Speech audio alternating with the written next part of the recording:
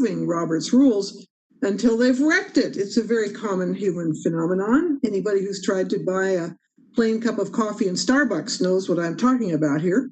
But there's still a core to Robert's rules that we really need. There's a core that is essential for good and fair meetings. So that's what we're going to be talking about today.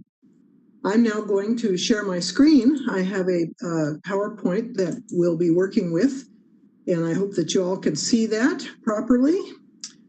And we're going to talk about great city council and great local government meetings. So we have a lot of topics to cover today, but we'll romp through them briskly. We'll talk about meeting discussion, point of order and appeal, how to do this, motions and amendments, authority and role, inappropriate remarks, an efficient meeting, the right kind of control. We'll touch on citizen committees. Great to see so many of you here from the different committees. And then we'll have a review and conclusion. So why are we here? What's the point? My goal is to inspire you to run effective meetings using 4 fundamental guidelines. And I use the word inspire because sometimes we tend to run along in the same old channels. We do things the way we've always done them. And sometimes getting new insights can help, can make us feel more energetic and dedicated to our goals. So after taking this training, I have 4 outcomes. After taking this training, you'll be able to list 4 fundamental guidelines. You'll be able to make a point of order when guidelines are broken. You'll be able to label 5 inappropriate remarks, and you'll be able to make motions and amendments. And these slides have been sent out to you, so don't worry about it. You don't need to have a printout, but if you want one for reference, you can. And I also sent some additional reference materials. So I quickly want to say that this material is based on the principles and practices of parliamentary procedure. I'm not an attorney, and nothing in this presentation constitutes legal advice. If your attorney tells you something different, listen to your attorney.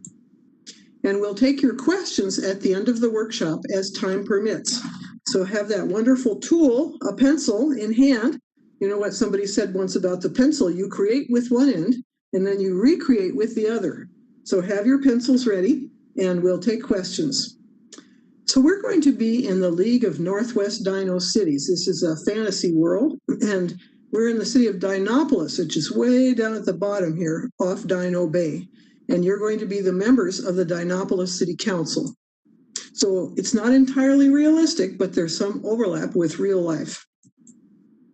So the first thing you do when you're running a public meeting is you call the meeting to order. You sit in the chair reserved for the person running the meeting. Chair has 2 words here, the chair meaning the position of authority and the chair meaning the person. You rap the gavel lightly 1 time and announce this meeting of the Dinopolis City Council, Port Angeles Planning Commission, whatever, is called to order. You ask the clerk to take the roll, and then you announce that a quorum is present or not. So it's the chair's duty to announce the quorum. The quorum, and I'm sure you all know this, but the quorum is the minimum number of voting members who must be present for business to be done. And usually it's a majority, more than half, of the members in office, the members who are actually serving on your council or body. Quorum is different from votes cast, and if you lose your quorum, you can't do business.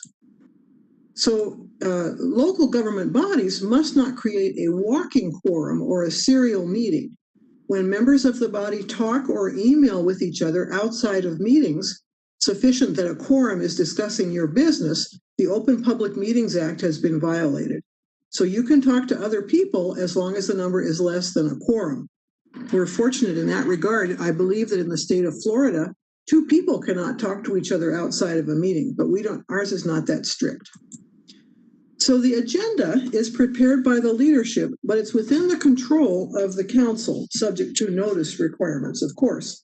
And Robert says that if you follow the standard order of business, you don't need to adopt an agenda, but many bodies do vote. It takes a majority vote to adopt and a 2/3 vote to change it later in the meeting. And for all you clerks and staff out there, you don't need to include approval of the agenda or other minor procedural motions in the minutes, according to Robert. So your rules give flexibility. Your rules say the mayor may determine the order of business for a particular city council meeting. the agenda should be arranged to best serve the needs and/or convenience of the council and the public. So I think that's a good idea because sometimes a rigid formula for an agenda isn't so good. I want to mention a wonderful form of voting called unanimous consent. It's a kind of a fast track, and it's very efficient for minor procedural matters. The presider suggests something, and if you agree, you remain silent. Your silence means consent. So the presider could say, are there any changes to this agenda? And if nobody speaks up, the presider can then say, very well, the agenda is adopted.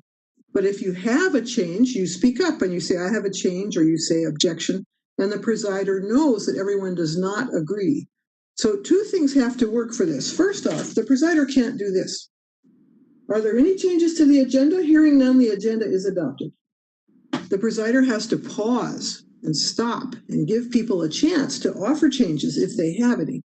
And second, of course, the members have to know that they can speak up. Sometimes we're kind of intimidated and we don't want to say anything, but if you have an objection or a change, you should just raise your hand and say so, and then the presider will go back to the regular method. So a good language tip is without objection, or if there is no objection. If you're running a meeting and you use that phrase, you're showing the group that they're the final authority and that you recognize that, but you're also using your leadership position to move things along. So for instance, under Robert's rules, the chair cannot call a recess, but maybe you can sense that a recess would be a good idea. You can say, without objection, we'll take a 10-minute recess. Now, if somebody speaks up and says objection, then you take a vote on it. But usually people are very happy to have a recess and they won't say anything. Now let's talk about approving minutes. Suppose we're at our Dinopolis City Council meeting and someone says, Chair, these minutes have my remarks completely wrong. They say that I said that the staff had done a great job arranging Community Relations Day, but what I actually said was that the staff had done a lousy job. I demand that this be corrected. Well, a couple things wrong with that. In the first instance, no individual can demand that the minutes be corrected. Only the group itself approves its minutes. So even if it's applying to your own words, it's the group that has to approve any change. But second, even more important, why are those remarks in the minutes at all? According to Robert's rules, the purpose of minutes is to record the actions taken by the body. Minutes record what is done and not what is said. And there's a whole bushel of reasons why including what is said is a bad idea. It violates the fundamental purpose of minutes. It can create liability for the organization or individuals in case of a lawsuit. It tends to personalize and politicize the discussion. It can intimidate participants, preventing them from speaking freely. It absorbs too much staff time and it takes the group's time, and it makes it harder to find the actions taken. So we recommend that government bodies use either action minutes, which record simply the actions taken, or summary minutes, which give the main points made without elaborating who said them. And we have this paper, which you're free to get from our website, Guidelines for Meeting Minutes in Local Governments. And it gives our summary of our ideas about this. So now I'd like to move on to meeting discussion, point of order, and appeal. And we're going to do a little exercise here. We're going to read a script. And we have some of you who have heroically volunteered to take the parts in this script, but I still need 2 more volunteers. So I'm going to ask our host to help me and see if anybody raises a hand. We need somebody who is willing to be the photographer. Are you willing to be the photographer? You're just going to have to read a few remarks from the screen. You don't have to improvise anything. I see Allison Brecky will be the photographer. Thank you, Allison. Very great. And because we have, go ahead. I was just going to say, because we have the shared screen, if you can raise your electronic hand if you'll volunteer also, that way we can be sure to see you. Great. And then we need a teacher. Looks like Brendan has raised his hand as well. Okay, great. Thank you so much. So watch on the script, watch for these things. Watch for making and seconding a motion, rules for discussion, inappropriate remarks, point of order, and appeal, and the chair being out of line. So I'm going to stop this screen now. Hold on here. And I'm going to go to the parking fees practice script and share that one.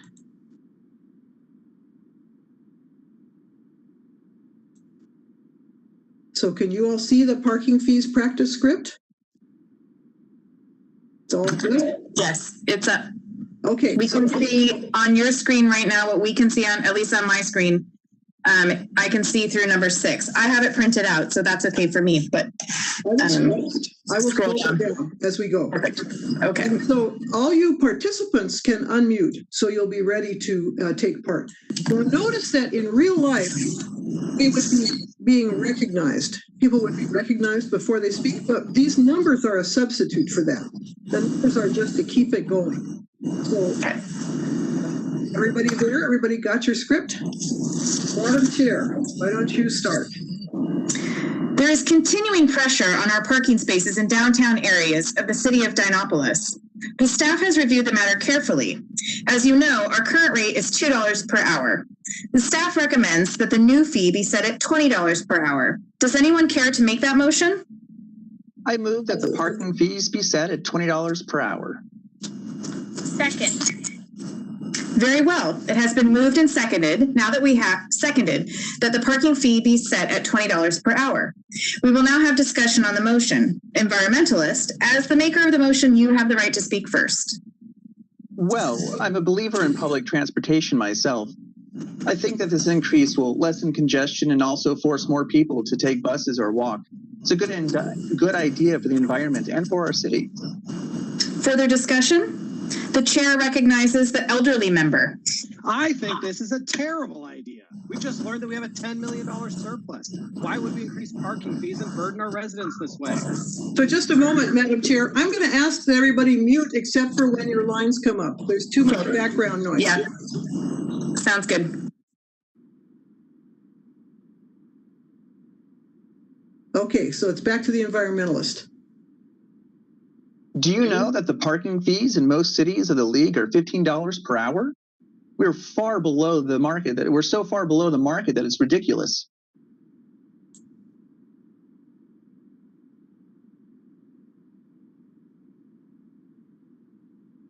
Elderly member, unmute.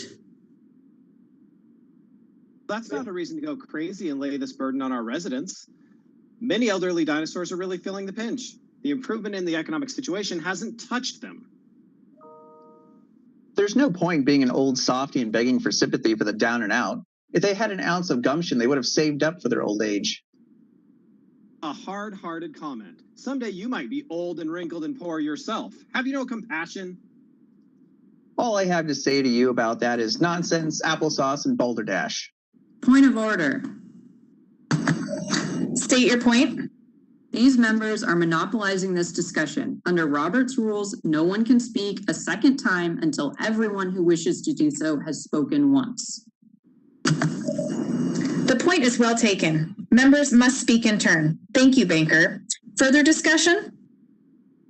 This is likely to put a crimp on the vitality of our downtown. As a business owner, I'm really concerned about this. I speak against the motion. I see those arguments, but I think we have to be prudent. I guess on balance, I'm in favor of this proposal. Honestly, I think that you dinosaurs are just living in the past. We ought to be preparing to have driverless cars, not raising the rates for our parking lots. You're just a bunch of has-beens. Point of order, Madam Chair. State your point.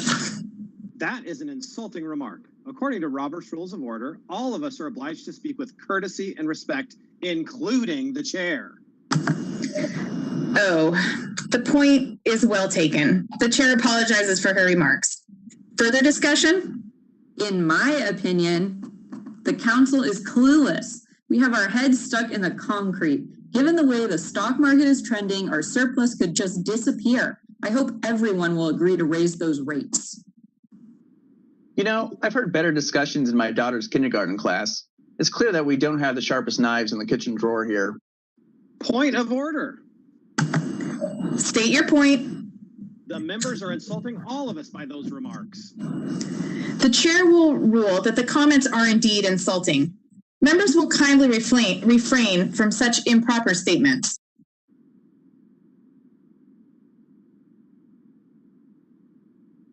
I have to say that I don't think all these rules are a good idea. They're keeping us from expressing our true opinion. You're out-of-date dinosaur yourself, Madam Chair. The chair will rule that the words out-of-date dinosaur are insulting and may not be used. Appeal! Second.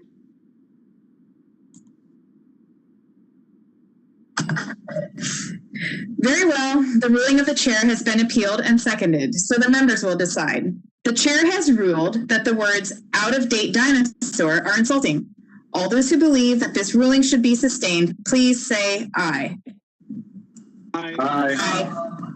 All those who believe that the ruling should not be sustained, please say no. No. No. The ayes have it. The motion passes and the ruling of the chair is sustained. Members may not use this term. Further discussion?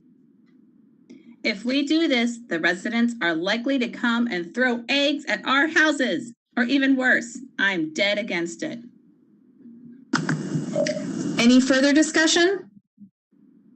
Hearing none, we'll take the vote. All those in favor of raising the parking fees to $20 per hour, please say aye. Aye. Aye. Aye. All those opposed, please say no. No. The ayes have it. The motion passes and we will raise the parking fees to $20 per hour. Thank you so much, colleagues. That was great. You did it with proper vigor and elan. Wonderful. All right, let me get back to the PowerPoint. So I hope you all can see that now. Good. So Yes, we can. a discussion like that should never happen in any of your meetings, and I'm sure that it never does. But just in case, let's look at a few ideas. So this is one of the fundamental principles for Robert's Rules, that all members have equal rights, privileges, and obligations. And it looks very simple. It looks very easy, but in fact, in real life, it often doesn't play out that way. So there's a guideline here, a point, which is that discussion in council and committee meetings is not a conversation. It's not a conversation. It's debate, and it has its own rules. And here is what our first of our fundamental guidelines. No one may speak a second time until everyone who wishes to do so has spoken once. And in fact, it's so important that we're going to have it in red, just like my shirt. No one may speak a second time until everyone who wishes to do so has spoken once. This is a transformative guideline. It makes a huge difference to the efficiency and fairness of your meetings, but somehow we don't do it.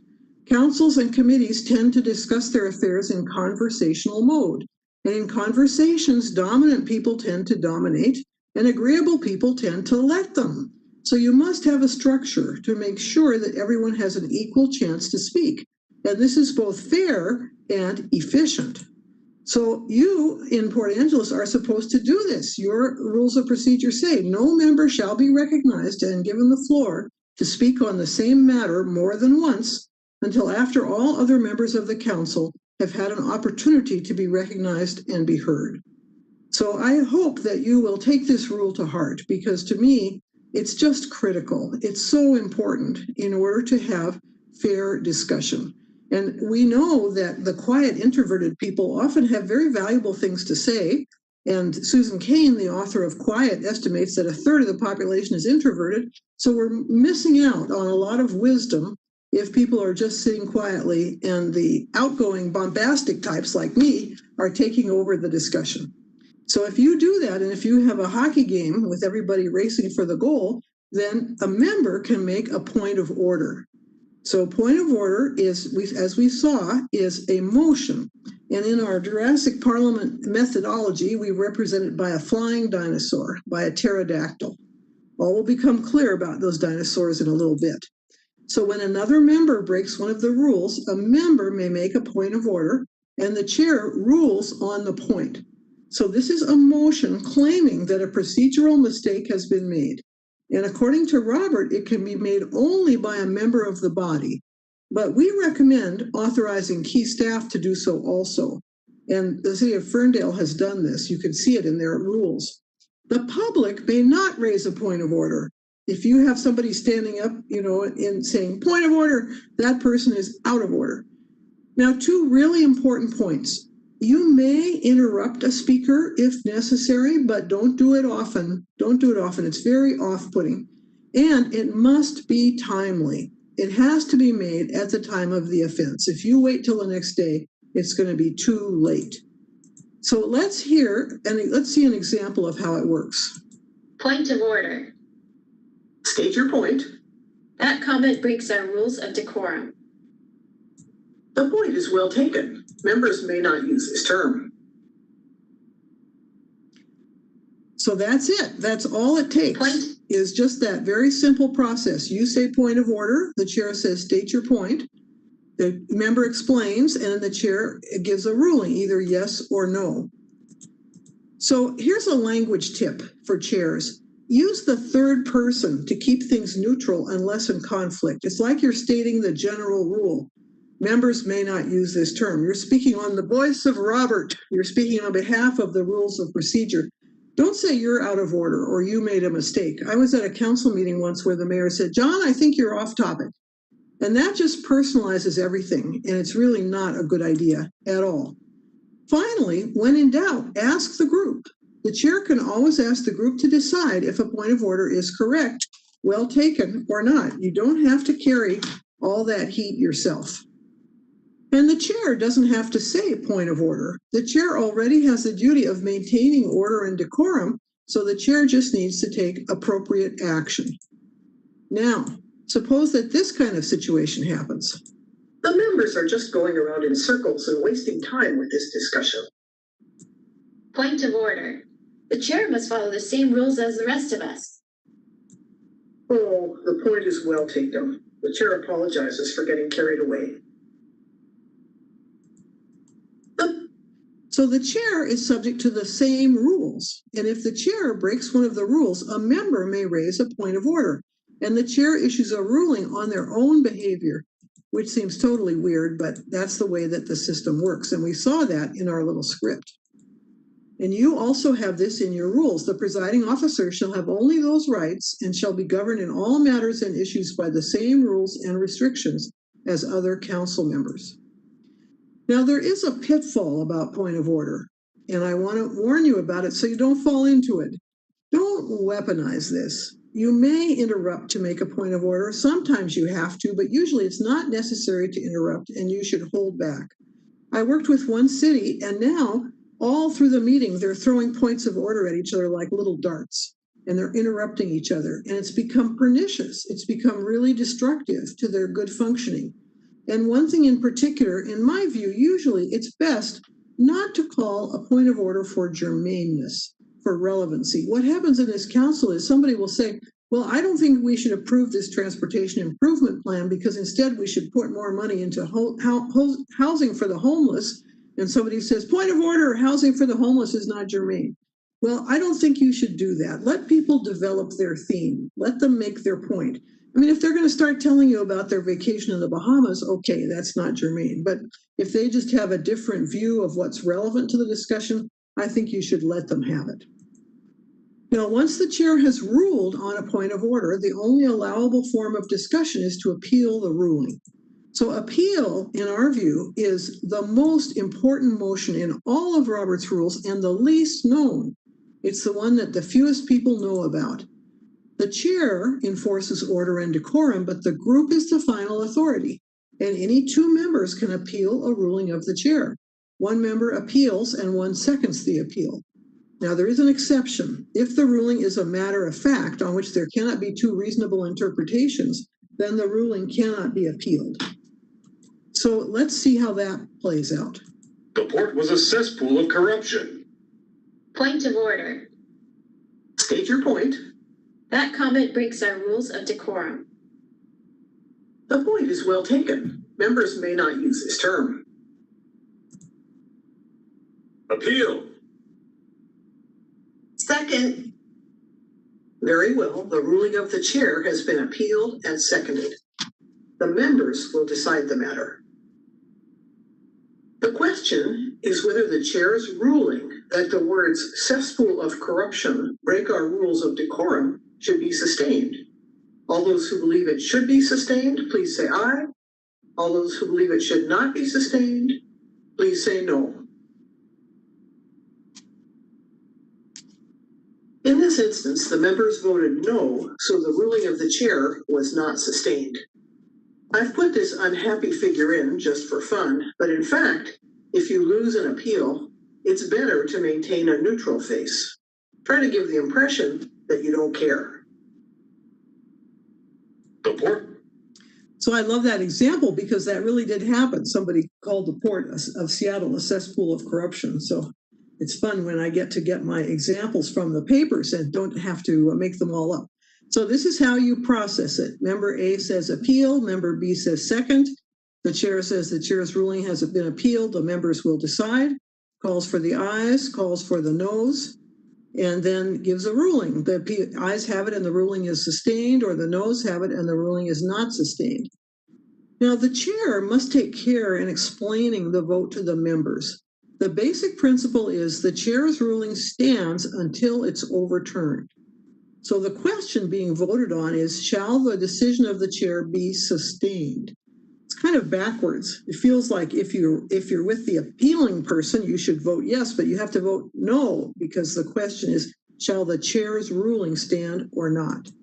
And it takes a negative vote for the appeal to win. A majority vote in favor of sustaining the chair's ruling, or a tie, means that the chair's ruling stands. And notice that the chair may also vote on the appeal. So just to note that point of order is made by one member, but an appeal needs a second. Appeals pertaining to decorum or the order of business cannot be debated. And when an appeal can be debated, the process is different from anything else in Robert's rules. So if you get really sophisticated and start making debatable appeals, you'll have to study up on how to do that. Finally, point of order and appeal are processed immediately. No other business can take place until they are dealt with. So we believe that point of order and appeal are the heart of democracy.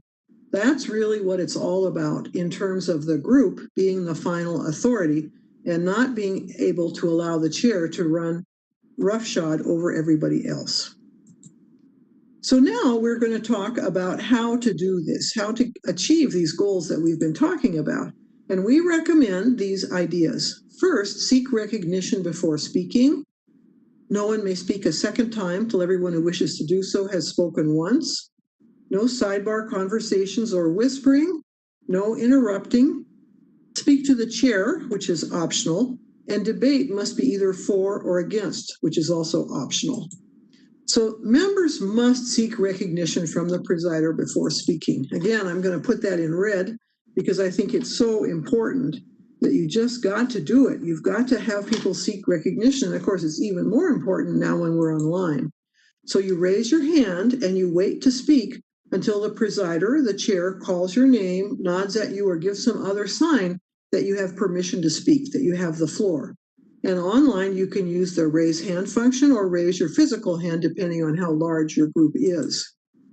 So when you have not been recognized, you have a duty to remain silent. I'm sure this is not an issue for you, but I was watching a video of another city, which was so distressing that I couldn't sleep that night. There was a member who disagreed with what the chair was doing. He had a mistaken idea himself of what Robert's rules requires, and he kept on arguing back to the chair, and he wouldn't shut up. And so she didn't know this about the duty to remain silent. So that's something I'm just throwing in here so that everybody's on the same page. So how can you do this? The chair can keep track of who has spoken and who wishes to speak using a chart. The chair can empower the vice chair to do this, or you can use the round robin. In the round robin, the chair goes around the table asking each person in turn for their opinion. People may pass. It's important to have a pencil in hand to jot down points or questions for when your turn arrives. And the chair must wait their turn also. Sometimes the chair starts answering back each person as they speak, and that's not fair. And this rule applies to questions and answers and discussions with staff. We sometimes see a situation where a council member and a staff person get into 15 minutes of back and forth of questions and answers, and that shouldn't be happening. Don't let any two people hijack the meeting. So here's a sample of a speaking chart, which you're perfectly free to adapt for your own usage. You put the names down the left-hand side and the numbers across the top, and you just check people off as they speak. I cut my teeth on this when I had to chair a telephonic meeting of national Turkish organizations. And I didn't know even how to pronounce their names, not being a native Turkish speaker.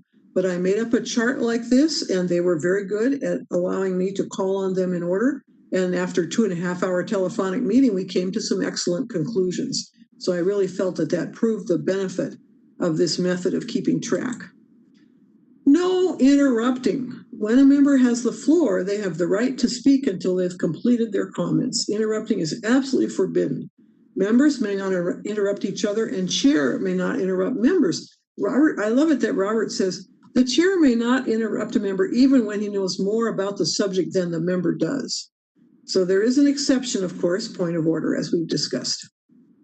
Now, this is an optional rule, but in some bodies it works very well, where you speak to the chair, not to another member. If you have a question, if I have a question about what John said, I say to the chair, Madam Chair, I'd like to know more about Councilmember John's proposal or whatever. It's a kind of sonar. Everything pings back and forth between the chair and the members.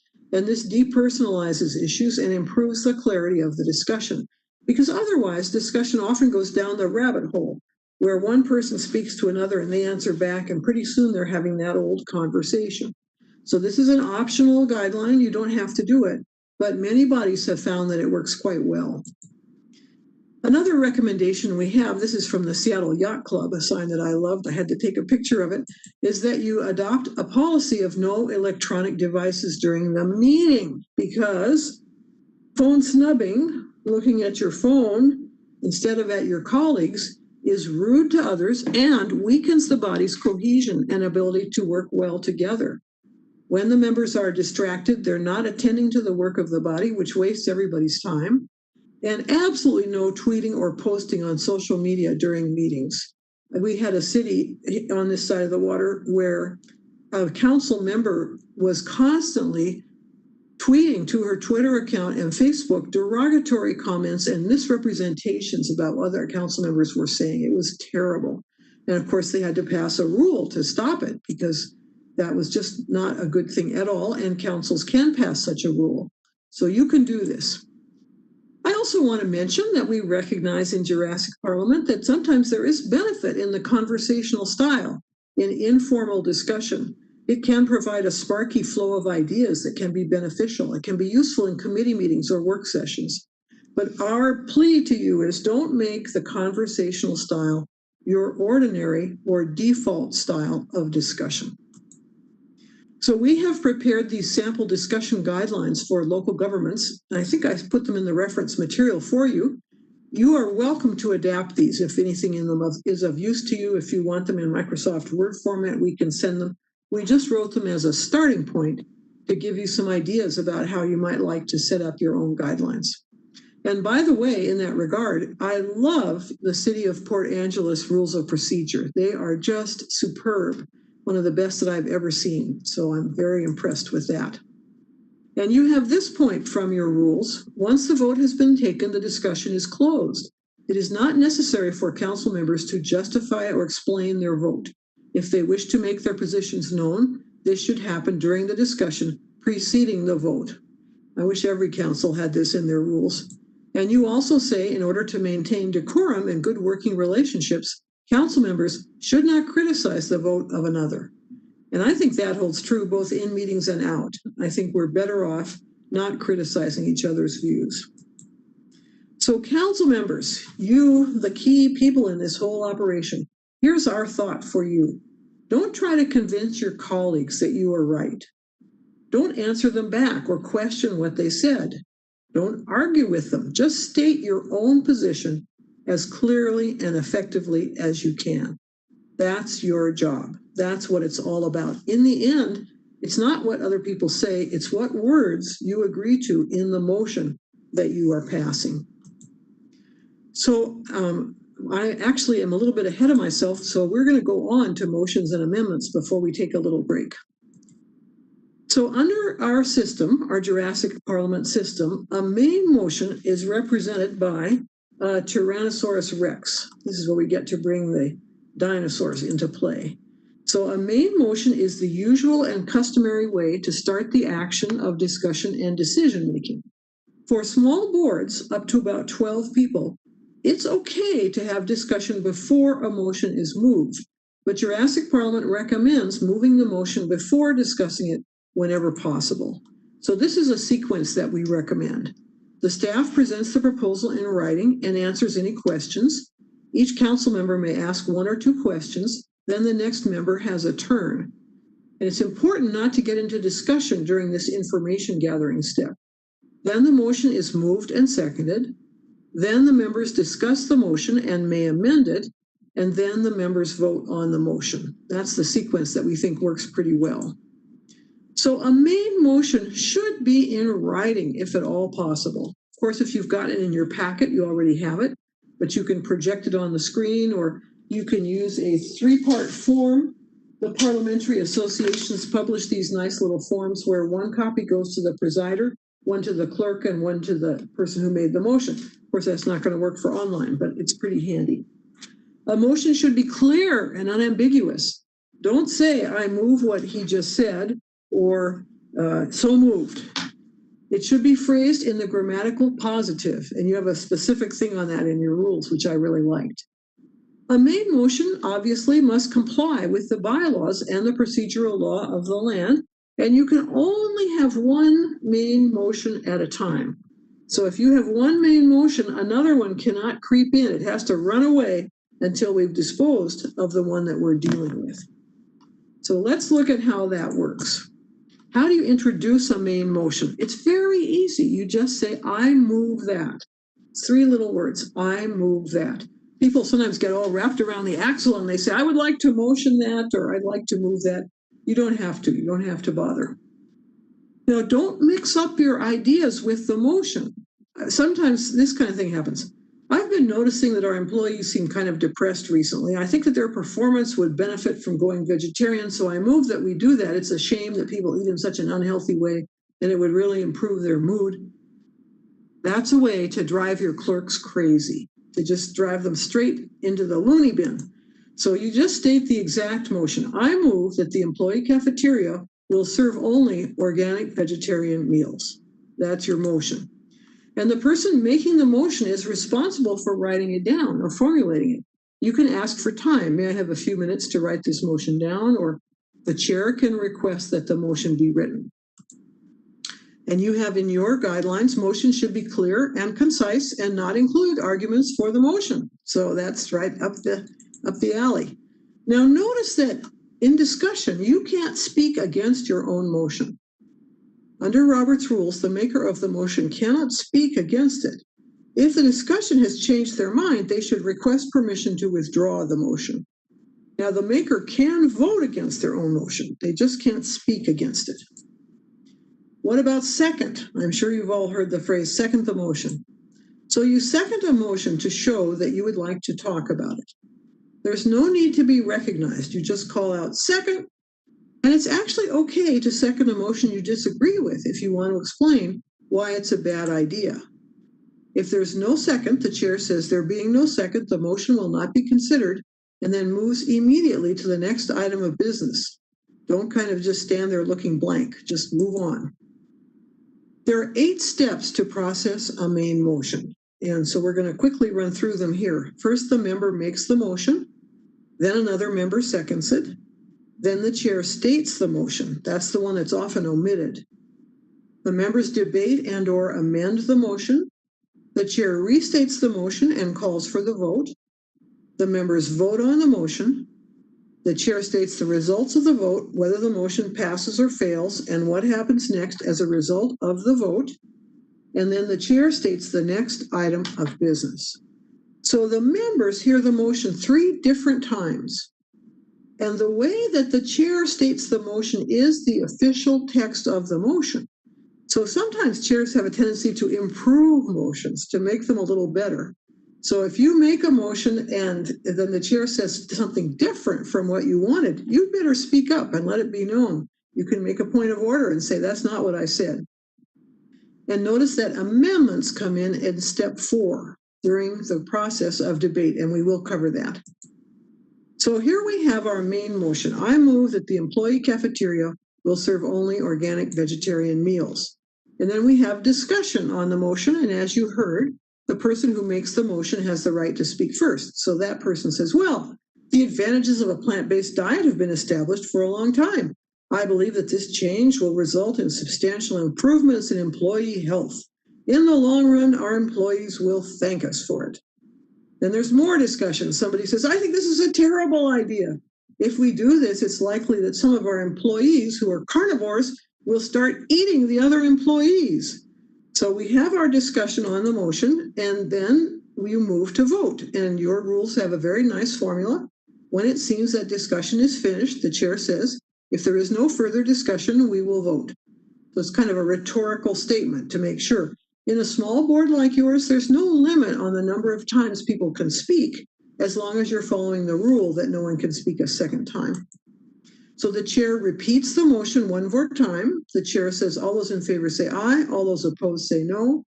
The chair announces the results of the vote, whether the motion passes or fails, and what will happen next as a result.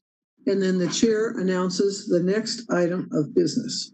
So that's how the voting goes. The ayes have it, the motion passes, and we will direct the cafeteria supervisor to create an organic vegetarian menu, or the noes have it, the motion fails, and no change will be made to the cafeteria menu. Now notice, the chair must call for the negative vote, even if it seems that the motion is obvious.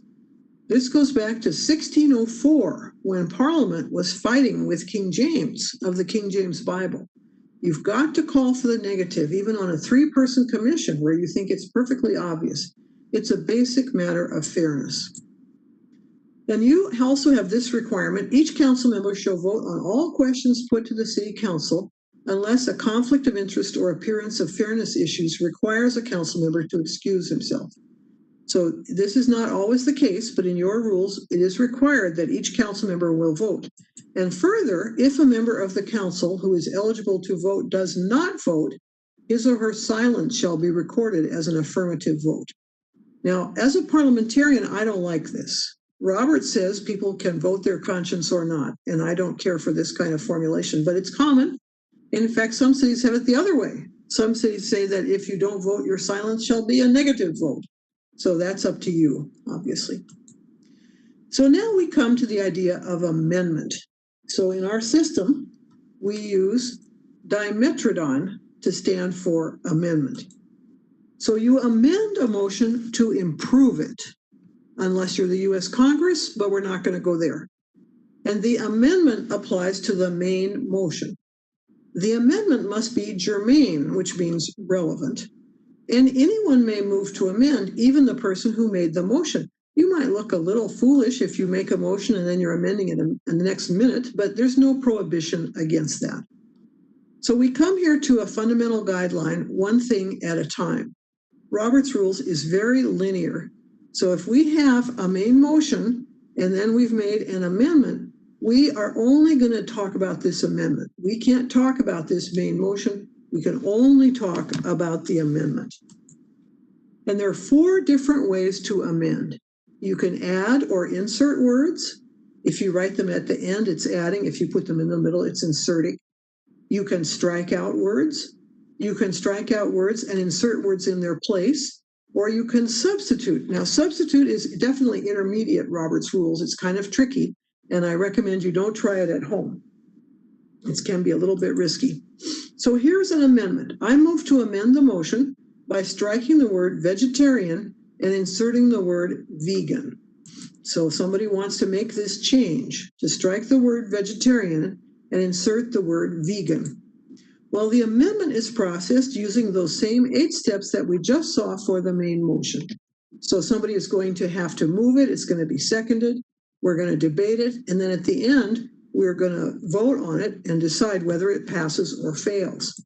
The challenge is, and again, I know you know this, but the challenge is we vote on amendments before we vote on the main motion. In order to make the main motion as good as possible, Robert's phrase is to perfect the motion, in order to perfect the motion. So the amendment is blocking the main motion. We've got to deal with this before we can do anything about this one. And that sometimes is a challenge for groups. People sometimes get confused and don't realize that after voting on the amendment, the process continues. Once the fate of the amendment has been decided, debate continues on the main motion. And once you've dealt with one amendment, you may have others, provided they apply to a different aspect of the main motion. So if we had this amendment, this main motion, and we had an amendment to strike vegetarian and insert vegan, and it passed, then that is an amended main motion. And somebody could propose another amendment saying to start in 2021, and if that passes, then we have a doubly amended main motion. Someday I'm going to have Velcroized dinosaurs, but in the meantime, you just have to take my word for it that that's an amended main motion. Now, do note that it takes special actions, reconsideration, to go back and change something we've already amended. You can't just go flipping and flopping. And after all amendments have been processed, the body must still vote on the amended main motion. Now, friendly amendment. People often process friendly amendment the wrong way. If someone says, "May I offer a friendly amendment?" do not turn to the maker and the seconder to ask if they accept the amendment. This gives them improper power. You handle this the same as any other amendment. You ask, "Is there a second?" and you process it in the normal way. Once a motion has been stated by the chair, the maker and the seconder have the same rights as any other member. So that's just a word of warning. Some of you may never encounter a friendly amendment, but you've got to be prepared. So now I think it is a good time for us to take our stand at ease. So I will go back here to my wonderful slide. Our stand at ease. There we go. So stand at ease means that it's not a recess, but it's a chance for us to go and refill our coffee cup or chat with our spouse or whatever, and it gives us an opportunity to refresh. I saw a wonderful thing where somebody said, laughter is an instant vacation. So this is not exactly laughter, but it's a little instant vacation for you. And we will resume at 6 p.m. So we're going to have a 10-minute stand at ease, and I'll see you back at 6 p.m.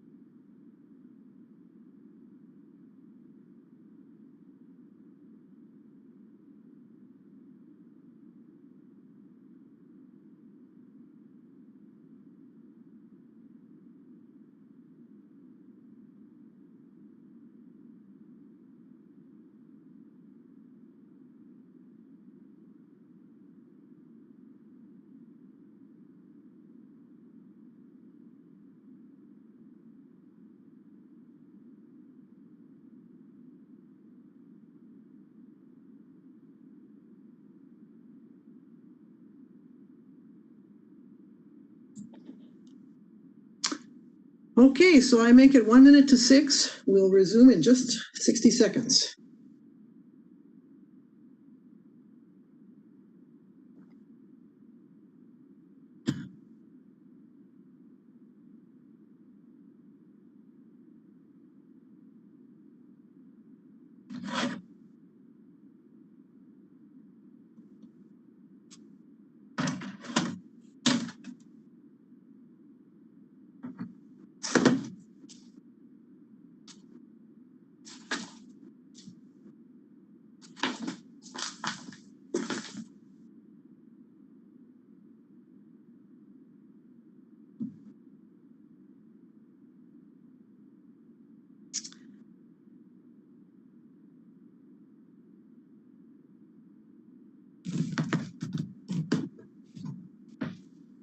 So welcome back, everyone. It's 6 p.m. And now we'll cover the most important part of our entire evening together, the authority and role of the chair, the members, and the staff. This is the most important part in the entire presentation. So I want to point out that Robert has different rules for small boards, up to about 12 people. In a small board, the chair may make motions, discuss, and vote unless the law, regulations, or bylaws say otherwise. However, we recommend that the chair exercise a restraint by speaking and voting last and refrain from making motions. This is a Jurassic Parliament suggestion. It's not anything you'll find in Robert's rules, but we have found that it's a desirable thing. And if you want to know more about it, we have this paper on our website, Small Board Rules Are Different. You notice that this has Robert's Rules of Order 11th edition, and we will be updating our materials to the 12th edition. The two editions are the same in substance. The basics are the same in both of them. There are only minor differences between them. So if you operate according to Robert, you don't have to worry. There's the 12th edition with a spiral bound, which is what we like. So I want to distinguish here between two different types of organizations. One is shaped like a pyramid or a triangle, and at the top you've got the boss. So the boss hires people to do the work of the organization, tells them how to do it, and if they do it badly, fires them. This is a very common structure, and we're very familiar with it. Every corporation has a CEO, every school has a principal, every hospital has a superintendent, every army has a general. We know this structure. And one feature of this structure is that it has status or rank, and people who are near the top are higher in status than people who are down below. Now, I myself don't think that that's a bad thing. I think that's necessary. Status is necessary in order to have accountability. So it's a hierarchy because people are higher or lower, and it's accountable because each level is accountable to the level above. You hope that the people of high status will listen to the people of lower status, which they have a tendency not to do.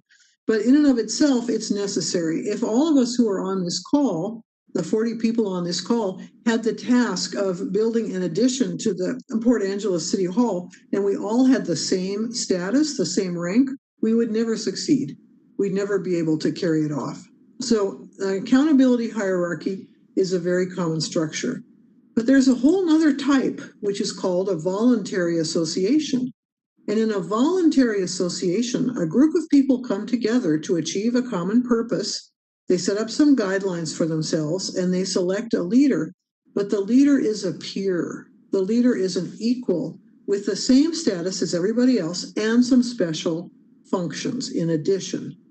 And I think that one of the biggest problems we have is that in our society, the image of the leader as the captain of industry charging ahead is so strong that as soon as people get elected president of their Rotary Club or mayor or chair or leader, they feel like they're the boss and they start acting like they're the boss, and other people start treating them as if they're the boss. If you ever have heard anybody say, "This is my meeting," you know what I'm talking about here. So that is just anathema. That's not the way it is at all. And so here are some key points. Each member has an equal right to speak and to try to persuade others to accept their view. During meetings, the chair controls the process so the group can make the decisions. And during meetings, the chair is the servant of the group and the group is the final authority. This is our next fundamental guideline. And again, I'm going to give it to you in red. The chair is the servant of the group and the group is the final authority. Now, outside of meetings, it can be different. Outside of meetings, the chair may have other responsibilities, but we're talking about the meeting process per se. And here's another article about it. The chair is not in charge of your meeting. I wrote that in an ironic way, trying to get people's attention, because of course, in one way, the chair is in charge, but in another way, not. So you have both types of structure. Your council or your citizen commission forms a voluntary association, and the city manager and staff form an accountability hierarchy. So you want to be clear about each of these different types. Now, what is each person's individual authority? When you walk out on the street from the city council meeting or from the planning commission or the utility commission, what power and authority do you have? I'm sure you know the answer, which is zip, zilch, nada. You have no authority whatsoever. And here's a wonderful formulation of it. All members of a governing board share in a joint and collective authority, which exists and can be exercised only when the group is in session. So I think that's an excellent way to phrase it. It comes from another major authority, the Standard Code of Parliamentary Procedure. What is your individual power? Oftentimes when people get elected to public office or appointed to a citizen committee, they're surprised at how little power they have. An individual member may not have a staff member fired, direct staff, oversee employee work product, or interfere in administration. You have to know the limits of your role. You're a policymaker, not a mover and a shaker. Legislation is the prerogative of the council. The city manager supports the council but does not decide. And administration is a prerogative of the city manager. The council may not interfere. So I just want to mention also that it's okay to disagree. The fact that people have different opinions is a strength. It's a good thing. But we tend to identify with our own position, and when we're defeated, sometimes we take it personally. And that's a mistake. At the end of the day, the body must unite behind its decision. It's a basic democratic principle that the decision of the majority voting at a properly called meeting is the decision of the body as a whole. The minority must make it their decision as well. It's a terrible system. So much better if they just listen to me. But see, Winston Churchill's wonderful quote. I really love this. Winston Churchill said, "Democracy is the worst system of government in all the world, with the exception of those others that have been tried from time to time." So I think that certainly holds true in my view. So the bottom line is, in a democracy, how we decide things is more important than what we decide. Courtesy and respect, no surprises, no unilateral action, no end runs. These are essential for the system to work. And when serving on a public body, members have a duty to uphold the decision of that body, even if they disagree with it. Members may express their disagreement in public, but may not attempt to undermine the decision. They're free to try to persuade their colleagues during the meeting to change the decision within certain limits. And I'm always collecting examples of undermining. So if you have any, be sure to share them with me. But I'll just give you one, which I think is pretty clear. In the city of Anchorage, the school board put forth a bond, and one of the board members wrote an article in the paper urging citizens to vote against the bond. And in my view, that was a complete violation of his duty of loyalty and obedience to the board, and he should have been sanctioned for it. That's not something that should happen. So you have this phrase from your rules: council members shall respect the decision once a policy is passed or defeated by a majority vote. So I think that's great. And this quote has been very inspirational to me over my adult lifetime. The willingness to engage in honest debate and lose on issues you care deeply about reaffirms your commitment to common citizenship. And I think that's something we can all remember in these challenging times. And even more simply, Elias Canetti from Europe, the ballot box is sacred because the alternative is blood. And we see this, all across the world. We see societies where it is force and blood that decide the issue rather than democratic processes. And we also see how societies are struggling to provide services to their citizens My late husband and I served 2 years in the Democratic Republic of the Congo. And now our Christmas cards come back. Postal service suspended. Postal service suspended. In the Congo, they have no postal service. They have almost no civil society, roads, schools, hospitals. What you are doing, you who are on this call, in your service as elected officials, as appointed volunteers, and as staff, in my mind, it's a miracle. It's a miracle. Your service is there. You are serving not because you paid bribes or because you're related to somebody important or because you have a private militia, but because you care, because of your commitment to your community. And I think it's really something very special. And I also believe that you all really, the citizenry at large often fails to understand how much dedication you bring to what you're doing to serve your citizens. And I'm very grateful and I thank you for it. It's an honor to be working with you. So from that high plane of public service, we now get to descend to inappropriate remarks. So it's a fundamental principle of parliamentary procedure that debate must be germane, that's a jargon term meaning relevant, to the topic at hand. And certain kinds of remarks are inappropriate because they're not relevant to the discussion.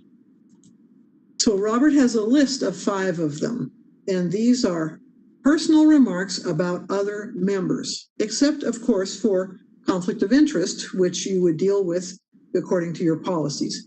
Discourteous remarks, insulting language and attacks, inflammatory language, criticizing past actions of the group with 2 exceptions. If the subject is under discussion, you can talk about it and criticize it, or if the member is about to propose to amend or rescind the action at the end of their speech, then you can criticize it. But you can't just make random remarks that, building that skateboard park was the worst thing we ever did. And then the last is remarks that are not germane, that are not relevant to the discussion. That's kind of the umbrella that covers everything else. So let's have an example of an inappropriate remark. You're only saying that because you're a banker. So you can't make personal remarks. The measure, not the member, is the subject of debate. And this is something that is very, very important in Robert's Rules of Order. So a language tip is that to use the phrase, members will kindly keep their remarks strictly to the topic under discussion. That's a way to remind people if they're rambling. Members will kindly keep their remarks strictly to the topic under discussion. Much better than saying, as that mayor did, John, I think you're off topic. This is a much better way to go for it. Now, who decides? If any question arises whether a remark is appropriate or not, or a comment is germane, the chair rules, subject to appeal, and the chair may also turn immediately to the group to ask the members to decide. Ultimately, it's the group's call. And we've just published an article about this, how to be objective about subjective comments.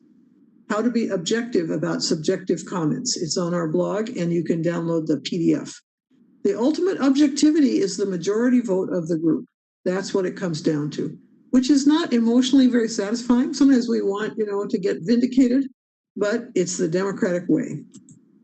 So the fundamental guideline here is that courtesy and respect are required. They're absolutely required. You want to send the right message. No sarcasm, no frowning, no eye rolling, no sighing, none of those things. And we have this paper, which I put in your reference materials, Inappropriate Remarks on Local Government Councils. That goes into it in more detail. Now, there is what we call the deer in the headlights problem. You know how sometimes you hear a remark and you know that it's off, but how do you identify it and how do you respond? So we have a tool that is available.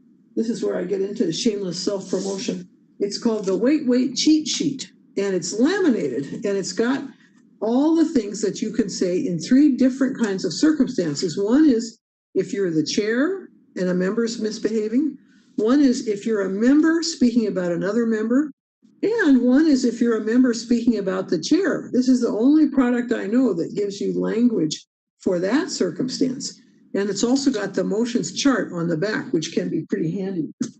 So a couple of mayors have told me, Ann, when I'm at a meeting and I see those orange charts come out, I know I better straighten up and fly right. So it's a useful tool. Now, I do want to mention that we're speaking here about discussion within council and committee meetings.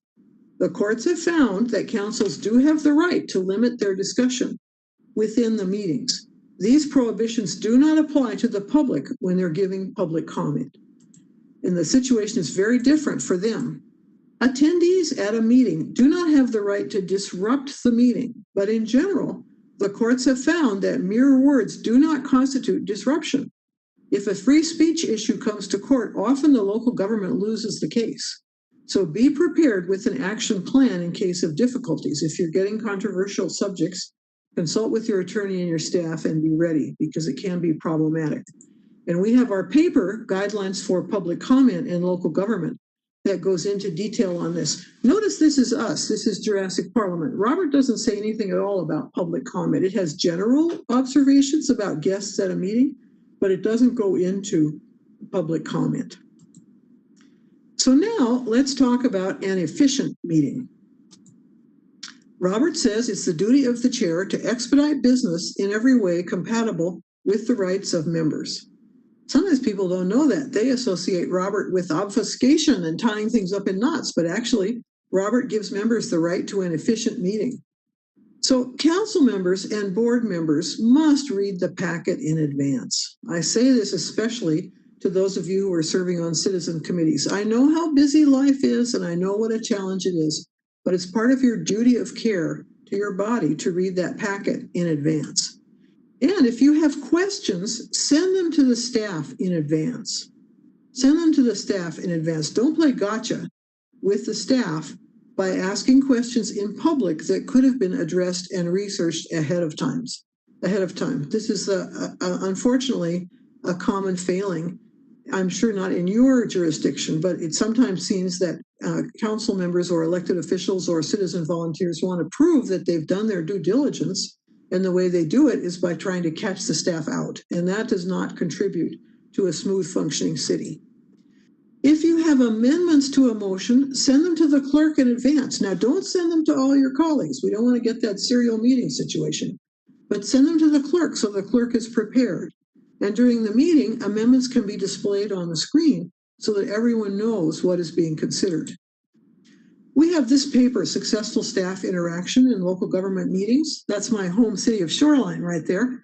And if you have any suggestions about how to improve this, please let us know. We're always looking to make our publications better.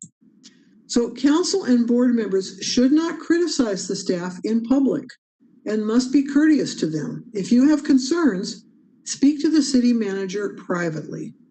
Why? Staff and elected officials are in an unequal and hierarchical relationship. Attacking the staff when they can't answer back is bullying.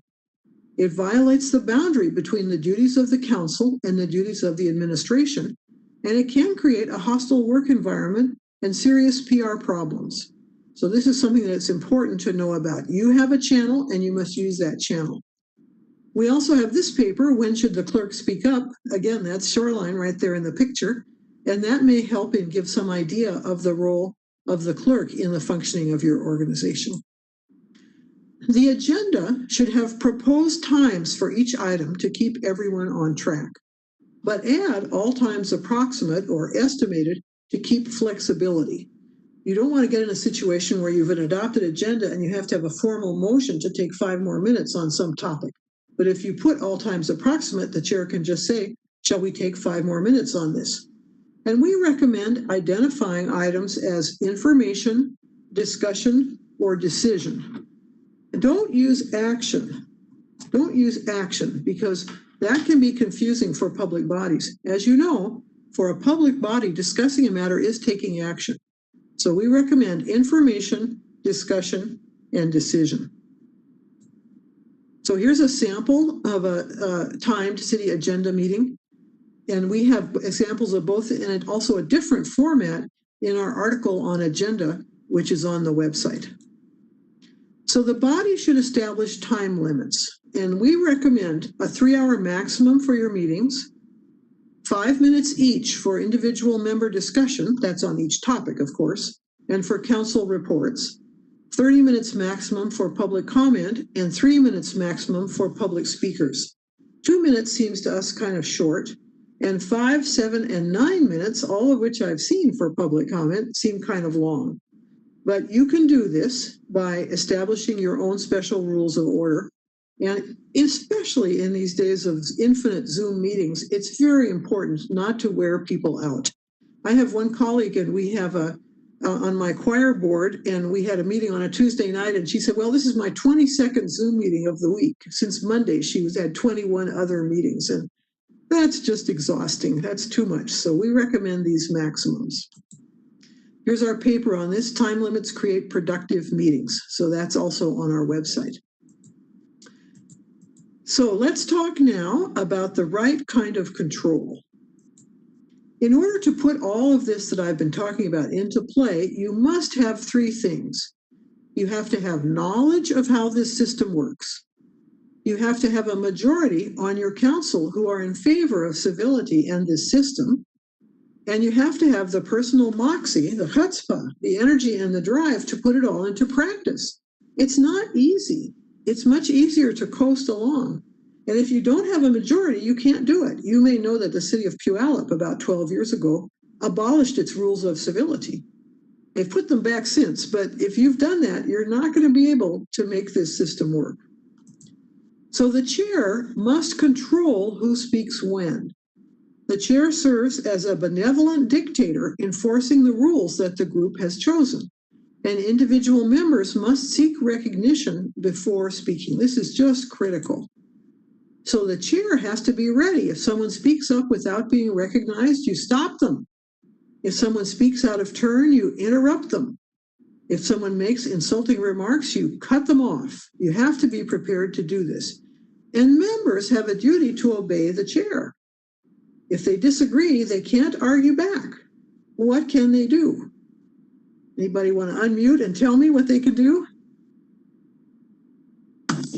Point of order. Yes, exactly. That's what they can do. And if you don't like the word obey, you can just remind yourself that when you obey the chair, you're actually obeying the people. You're actually obeying the people who have elected the council, who have made its rules, and for whom the chair is carrying those rules out.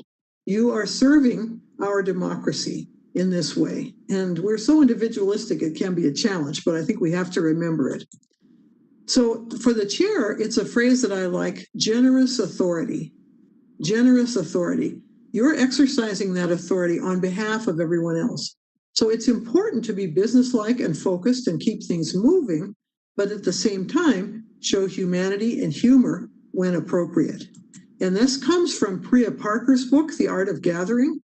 This is a fabulous book. If you organize anything at all, from a baby shower to a 3-day convention, you will get great ideas from Priya Parker. I heartily recommend it to you. Another very useful thought for chairs, for all of you who chair meetings, comes from Compelling People, a book by John Neffinger and Matthew Kohut. They distinguish 2 qualities which we look for when we first meet somebody. First off, we want to know if they are strong, if they are capable, if they can get what they want done in the world, and by extension, for me. Second, we want to know if they are warm, if they're connected, if they care about other people, and by extension, if they care about me. So the interesting challenge is that to a certain extent, the 2 qualities are in a hydraulic relationship. So the stronger you appear, the colder you appear, and the warmer you appear, the weaker you appear. So a good leader conveys both qualities, and their book has lots of great ideas about how to make that happen, how to be sure to convey both strength and warmth. I really recommend it to you. Now, how should you control? We recommend the crouching tiger method. You see this Sumatran beauty, she's laid out perfectly at ease on her rock, but the minute something happens, she's going to pounce. She's going to go and just take charge of the situation. Don't wait halfway through the meeting to start applying the rules. You want everybody to be clear from the beginning as to what you're doing and how you're doing it. It's really critical. And Robert has a wonderful phrase, the chair should never get excited. The chair should never get excited. So you want to avoid this kind of situation, which I'm sure some of you are familiar with. That's a Washington State flag in the background. This is a real live photo. It was not posed. It was something that actually did happen. So we have this paper, Language Tips for Meeting Management, and I did not include it in your packet, but I will send it to Carrie to mail out to you. And it's a free cheat sheet that gives the useful language that you can use in different circumstances. It's available for free on our website as well. So I will send that. So now we're going to talk about citizen committees. So the first thing I want to mention is that a citizen committee is a body that's doing a job assigned by someone else. The job has been assigned by someone else. And a Bellevue commissioner wrote or said at a meeting, the job of the planning commission is to carry out the instructions of the council. And this can be a challenge. Sometimes citizen committees get the bit between their teeth and they envision that they should go beyond their mandate, which they are not supposed to do. And we have this very interesting case now of the City of Seattle Human Rights Commission writing a letter saying that the mayor should be removed or step down. And that is certainly, it might be the opinion of the individuals on that commission, but it cannot be a commission action because that's not within their mandate, is to advise about who the leadership of the city should be. So we have these papers, Essential Guidelines for Planning Commissions and Essential Guidelines for Citizen Advisory Committees. They're in your reference materials, and they go into this in detail. And we're going to look at some of the pitfalls that can occur with citizen committees. So the first one we call asking for the moon. And by the way, these specific slides are not in your note-taking handout. I just popped them in when I realized we would have time to cover them individually. So it's an unfortunate fact of governance that sometimes bodies must make decisions with less than adequate information. And so when somebody says, you know, we can't decide this unless we know what the university will say in 2023, you have to say to them, sorry, you know, that's just not going to be feasible. There can be confusion about scope. A commissioner may have valuable particular expertise, but he's recruited to the commission as a citizen, not as a technical expert. The staff are the staff and the citizens are the citizens.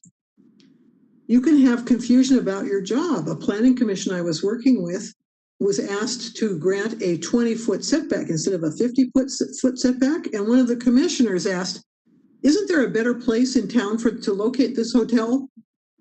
Well, that was not the right question. That's not what the city council asked this person to decide.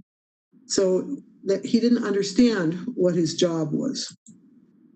There's the one called deafened by decibels. Being swayed by the emotional power of a presentation is a common problem. You can have a lot of people who are upset, but you have to be making a rational decision, not just the decibels. Then there's decision delay. Again, this comes from Rick Stevens in Oregon.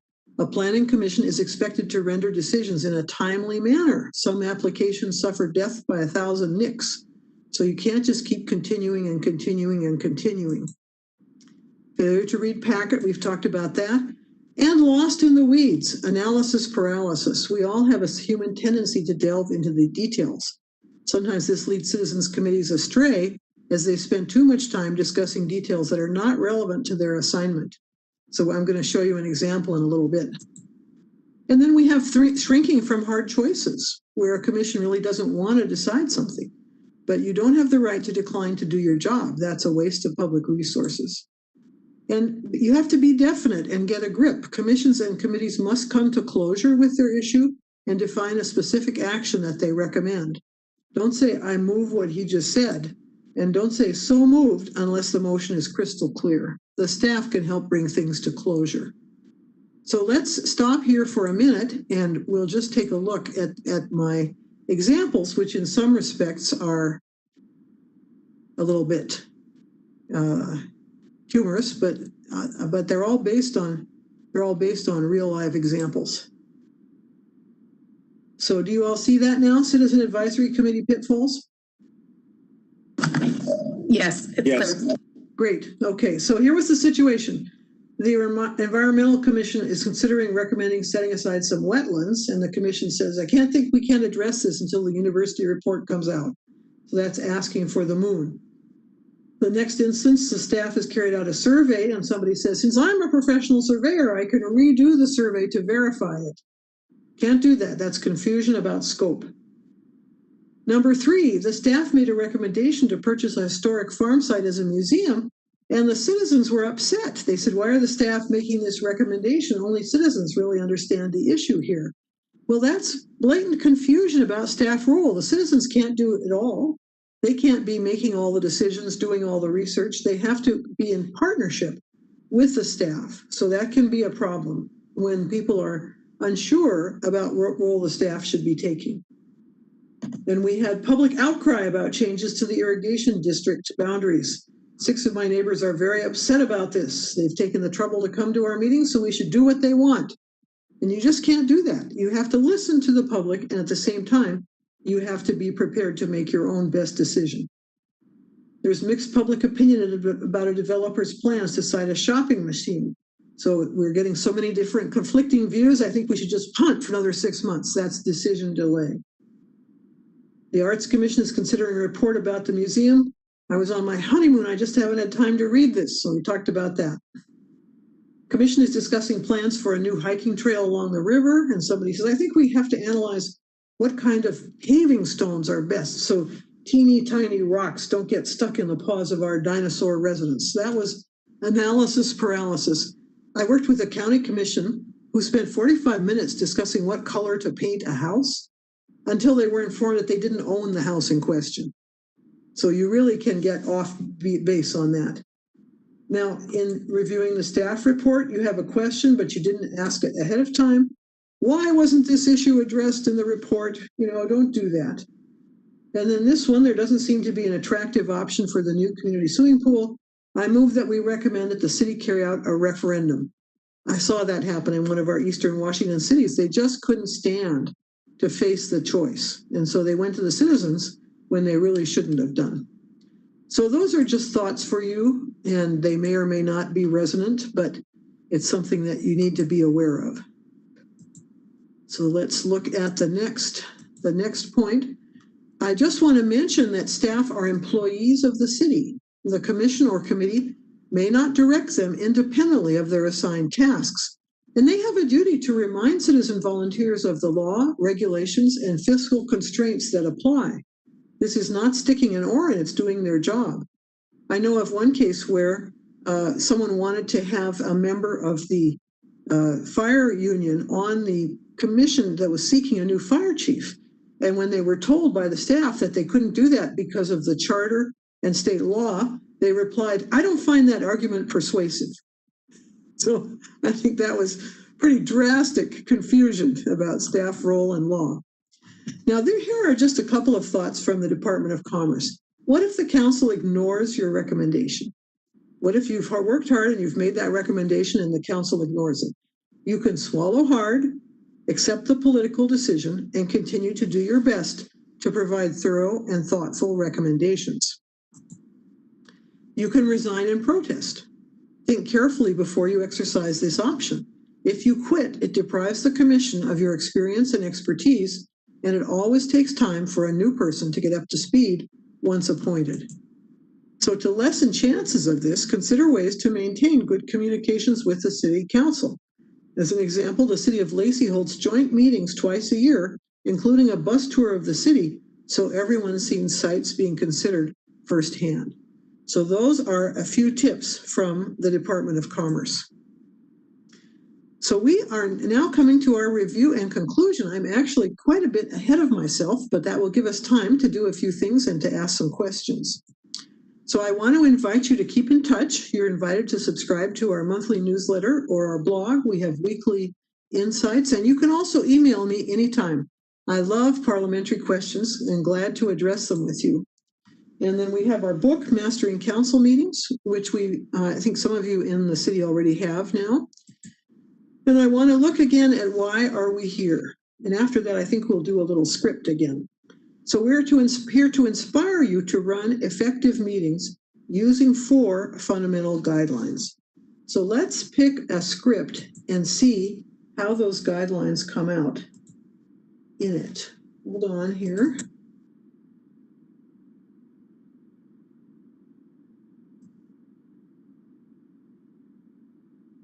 Okay, so this is weed control at City Hall. I'm going to stop sharing this one, and I'm going to ask our host to help me to recruit some volunteers for this script. Again, you'll see it on the screen here. I'm going to show it now so you can see it. So I'm the host right at the moment, so how can I help you?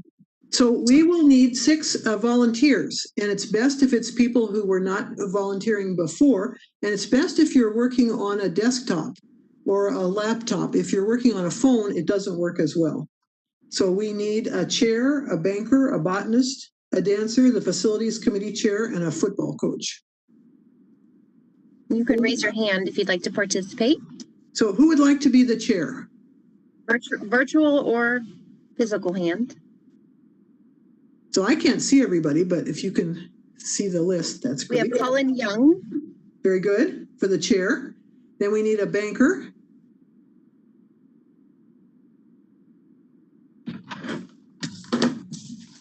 Anybody willing to be a banker? This is Charlie. I'll be a banker. Very good. And then a botanist. Let's see, Ben, would you like to? I saw. Sure. I'll be a botanist. Ben Stanley. Great. Then a dancer.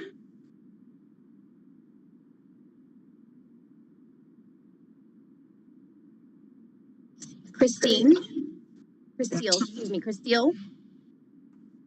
And then the facilities committee chair.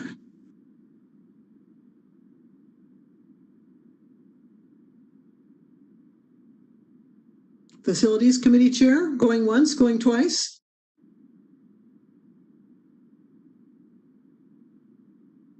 Bill. And then the football coach.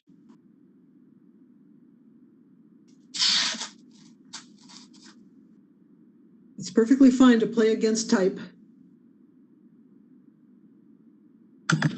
I've already done it, but if no one else wants to raise their hand, I can be the football coach. Okay, Kate will be the coach. So as we did before, I suggest you keep your mics off except when you have a speaking part, and then we'll go to it. So nobody's got this in advance, so you're just going to have to read from the screen. Okay, so Colin, take it away. All right. As council members know, when we built our new city hall 10 years ago, it was landscaped according to green principles. We use only the latest energy efficient tools and methods. However, despite our best efforts, the blackberries and the English ivy have gotten out of hand. The staff recommends that we hire a herd of goats from Rent-A-Goat in order to trim the grounds. Does any member care to make that motion? I move that the staff be directed to hire a herd of goats from Rent-A-Goat in order to trim the grounds. I second the motion. It has been moved and seconded that the staff be directed to hire a herd of goats from Rent-A-Goat in order to trim the grounds. Do you care to speak to your motion? This is a very sensible, environmentally friendly way to take care of the overgrowth. I know that in Washington State, they use goats all the time to trim their county parks. I think this is a silly way to tackle this problem. I'm in favor of a slash and burn myself. I move that we apply industrial strength plant killer to destroy the blackberries and the ivy root and branch. Members are reminded that under Robert's Rules of Order, only one main motion can be considered at a time. We are discussing the proposal to hire a herd of goats, so no other main motion may be made. I can't believe that you said that. How can anybody be in favor of slash and burn? Have you no consideration for the well-being of our planet? You're just an out-and-out fossil. Well, in my opinion, your crazy environmental ideas are just as bad. We're going to be sorry we ever got into the smelly goat business.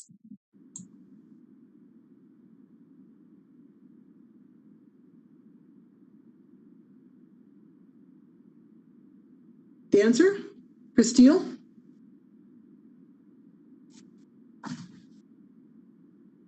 Have we got a dancer out there? So I'll just say, state your point. A point of order, Chair. State your point. Under Robert's rules, no one may speak a second time till everyone who wishes to do so has spoken once. These members are monopolizing the conversation and also are using insulting language to each other. The point is well taken. We need to hear from everyone in turn. All discussion must be respectful. Who else would like to speak? I predicted that all the green nonsense was going to give us problems down the line, and look where we are now. I move that we add the words at a maximum cost of $12,000 per year. Second. It has been moved and seconded that we amend the motion by adding the words at a maximum cost of $12,000 per year. Chair, I'm confused. Does this mean that we've already decided in favor of goats?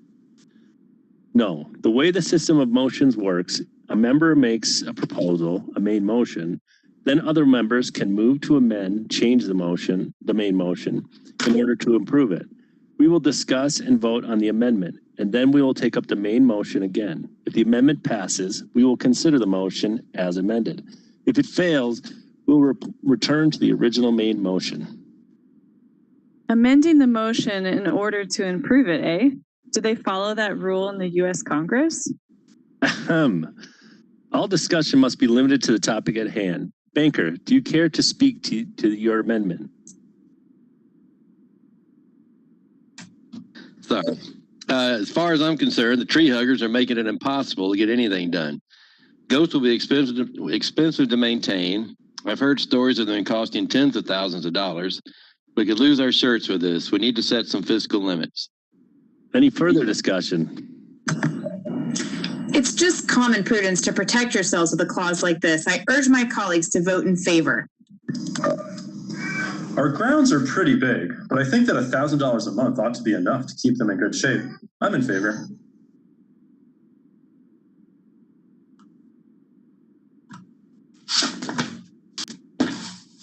Well, in my view, that's not enough money.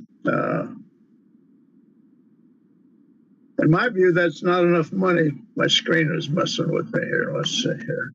Come on, Bill.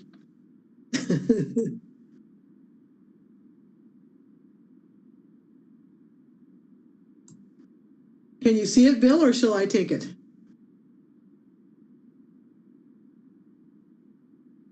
So I'll take the line. I doubt that we can get the service we need for that amount. I speak against the amendment. Is there any further discussion on the amendment? Hearing none, we'll take the vote on the motion to amend. If the amendment passes, the motion will read that the staff be directed to hire a herd of goats from Rent-A-Goat in order to trim the grounds at a maximum cost of $12,000 per year. All those in favor, please say aye. Aye. Aye. All those opposed, please say no.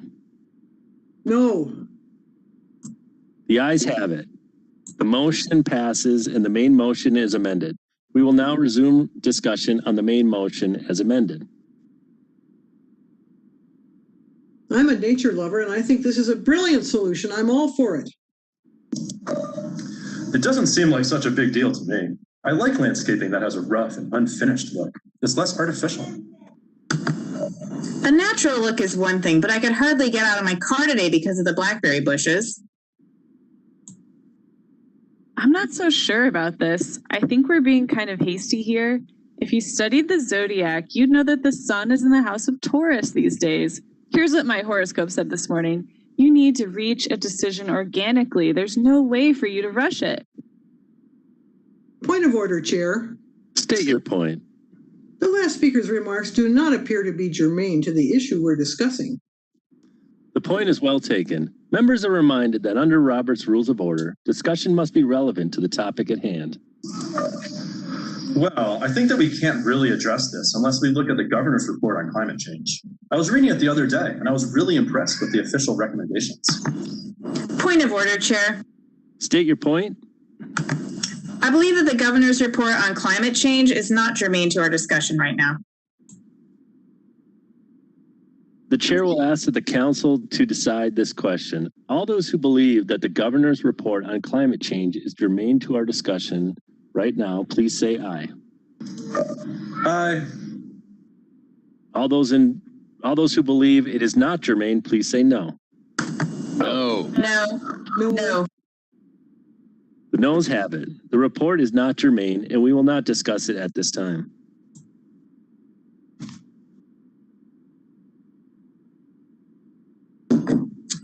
I don't think we need to hire a herd from Rent-A-Go to find the goats. A glance around the chambers should be enough. Point of order. State your point. That is an insulting remark. The point is well taken. Members will refrain from personal and insulting comments and keep their discussion on topic. Well, it seems to me that even though you're letting the dancer talk more than me, that goats are kind of smelly and messy. I'm worried that this is going to downgrade our professional image. It seems to the chair that you're worrying too much about appearances. Can't you get down from your high horse and consider what's best for the planet?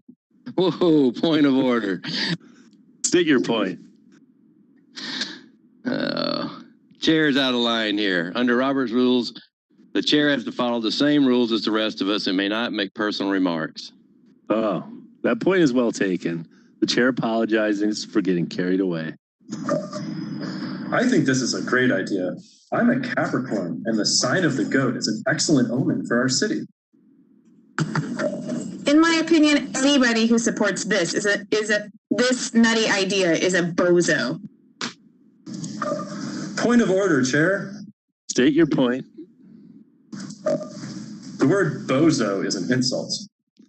The chair will rule that the word bozo is an insult and may not be used. Appeal. Second. Very well. The ruling of the chair has been appealed and seconded, so the group will decide.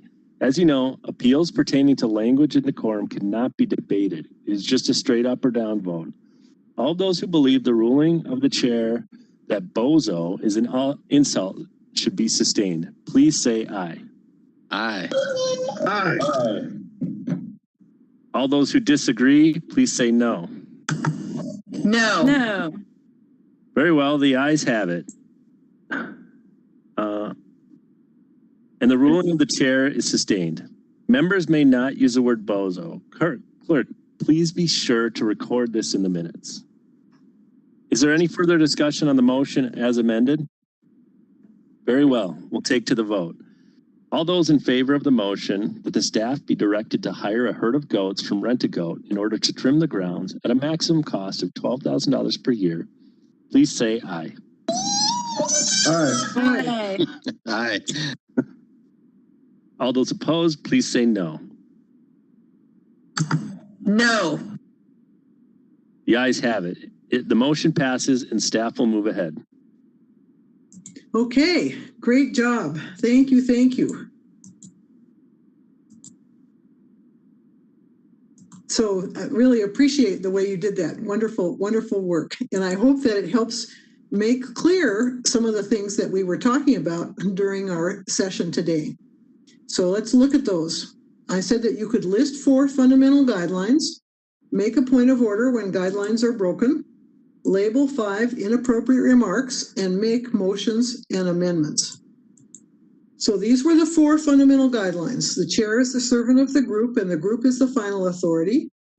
All members have equal rights, privileges, and obligations. To ensure this, no one may speak a second time till everyone who wishes to do so has spoken once. Courtesy and respect are required at all times, and one thing at a time. To me, that's the essence of it. That's the whole heart of Robert's rules. If you get those 4, everything else will follow. And we have this paper, Follow 4 Fundamental Guidelines for Successful Meetings, that's in your reference materials. So let's just review point of order. Point of order. State your point. That comment breaks our rules of decorum. The point is well taken. Members may not use this term. Point. So you see, it's very straightforward. Point of order is very straightforward. You just have to be brave enough to make the point. Then we had our 5 types of inappropriate remarks. Personal remarks about other members. I'm working with a city where they wanted to remove someone from his council liaison position, and the person who introduced the motion started off saying, I feel that I can't trust this member. That's not allowed. You can't say that. You can say at the commission meeting on August 16th, the council member made statements that were contrary to council policy, but you can't say, I can't trust him, those kind of personal remarks. Now you can say about yourself, I only want the best for our community. That's fine, but you just can't be discussing the other person. You can't make discourteous remarks, insulting language, attacks, vulgarity. You can't use inflammatory language. That's language that gets people's blood pressure up. The famous story is Winston Churchill. He's used in the House of Commons the phrase that something was a lie. He was called to order, and he said, very well, I will say instead that the member is guilty of terminological inexactitude. So you can say that something's wrong, but you just can't use that inflammatory language. And of course, we have plenty of inflammatory subjects right now. You can't criticize past actions of the group with these two exceptions. And you can't make remarks that are not germane, that are not relevant to the discussion. Let's just review making a motion. At the right time, you seek recognition from the chair. You state your motion. Chair, I move that we issue each council member a $500 bonus in recognition of their service during this pandemic. After the motion is seconded by another member and stated by the chair, you explain why you think it's a good idea. After another member makes a motion, you just call out second. You don't need to be recognized. For amendment, during discussion on the motion, seek recognition. And once you're recognized, state your proposed amendment. Chair, I move to amend the motion by striking out the number $500 and inserting the number $5,000. And once another member seconds the amendment, explain why it's a good idea. And you remember the amendment is voted on first. Once the amendment is resolved, discussion may continue on the main motion. Further amendments may be made. And finally, the vote will be taken on the main motion as amended. Remember, we've reviewed these 8 steps to process a motion, and these are also all available on the website under processing a motion. The member makes the motion, another member seconds it, the chair states it. Don't forget to do that. The members debate and or amend the motion. The chair restates the motion and calls for the vote. The members vote on the motion. The chair states the results of the vote, whether the motion passes or fails and what happens next. And the chair states the next item of business. So these are our essential guidelines for city councils, which are in the reference material. And there's another material that Carrie has sent out to you about this citizens guide. This is not Jurassic Parliament. This is a pro bono project by a group of parliamentarians, and we're pretty pleased with it. And you are perfectly free to reproduce it and share it as long as it's not used for commercial purposes. It's just 10 pages long. Now, why do we need these rules? I'll leave you with this quote before our questions from Richard Rohr. He said, win-lose is the only game most of us understand. We have a constant unspoken need for domination and actually find no enjoyment in win-win situations. I'm sure that's not true of you. I'm sure that you all are on a higher spiritual plane. But as for me, if I'm in a fight, I want to win it. And the key point, of course, is that council and commission meetings are not a fight. And once you start to feel like it's a fight, you want to check yourself and hold back, because that's not going to get you anywhere in your group. Samuel Johnson, the British author, had a wonderful saying. He said, kindness is within our power, liking is not. Kindness is within our power, liking is not. You can't make yourself like your fellow citizens on your commission. Maybe you do, maybe you don't, but you can't force yourself to it. But you don't have to like them. You just have to treat them with kindness. And the reason is that serving on a local government board is like being in a marriage arranged by the citizens. You're stuck with each other, and so you have to offer each other kindness. I want to mention that rules are proxies. What do I mean by that? If we had an ideal Platonic universe, people would be allowed to vote when they had demonstrated that they were mature, well-educated thinkers who understood the major public issues of the day. We don't have any way of measuring that. So instead, we say people can vote when they're 18. The rule, people can vote when they're 18, is a proxy for the value of maturity. So similarly, rules are necessary but limited. Rules are based on the past and they're always approximate. You always want to look to the value that underlies the rule. And for us, the key value in Robert is respect. Treat your colleagues with respect. And if you don't respect them, which people have sometimes said to me, unfortunately, my suggestion is act as if you did. Act as if you did. It's really the only way that you can carry out your duty and your privilege of serving the citizens of Port Angeles. So I'm going to stop sharing here, and we have ample time for questions. So this is a great opportunity. If you would like to pose a question or a thought or a comment, please raise your hand and we'll be delighted to take it up. Carrie, can you run this part? Because I am not able to scroll through my participants right now. I don't know what's going on with my WebEx, but I won't be able to see people raising their hand. I have a couple questions, but I can let other people go first. Of course. I will, if you want to raise your virtual hand or your actual hand.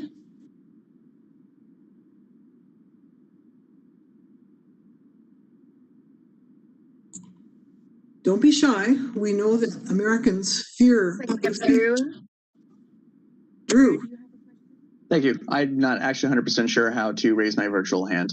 I did have a quick question. You're going over doing a roll call style to make sure everyone has a chance to speak at least once. If you've decided to take that method where, for example, you just go down the names listed in the agenda, once everyone has had a chance to go first, can you then just open it up for further discussion, or do you need to maintain person A, B, C, D, A, B, C, D, knowing that C doesn't have anything else to contribute? Well, how would you know that? How would you know that C doesn't have anything else to contribute? That's a good question. So I'm in favor of maintaining the order, but one of the things you can do is you can start at a different point each time.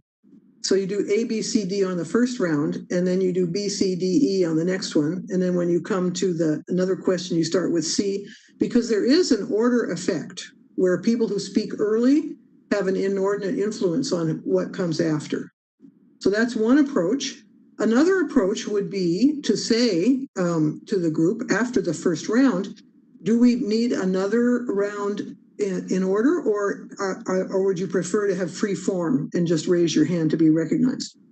That would also work, as long as you're checking off as they speak on the second round so that you know who's had that chance. It's a great question, Drew. Thank you.